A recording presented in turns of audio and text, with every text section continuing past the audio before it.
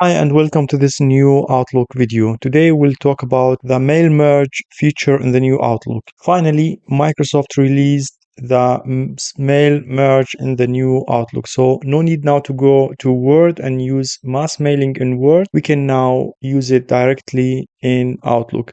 But it's still not Word. We can't personalize the emails.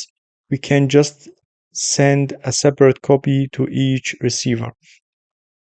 And we can find this new feature under options, and then here in the middle, start mail merge.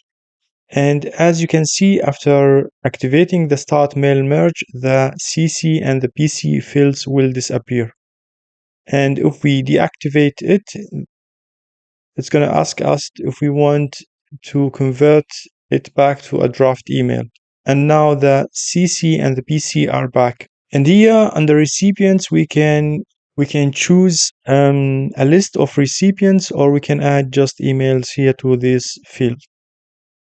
Now let's go to the roadmap to see when it's going to be released. So according to the roadmap, this feature is going to be rolled out in September 2025, and the preview is going to be available in August 2025. And here it says when the mail merge is launched, the advanced one, not only will every recipient receive their own email with only their email addresses in the recipient's list, but the emails can further be personalized to include content such as their names. So instead of writing in my mail, dear user or dear friend or dear customer, so you will be able to write their names to make it more appealing for the receiver.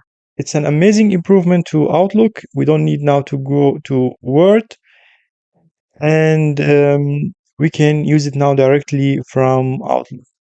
Let's wait and see the advanced mail merge in August, and then we will talk about it again. Hope you learned something from the video. If you have any question, leave a comment and don't forget to like and subscribe.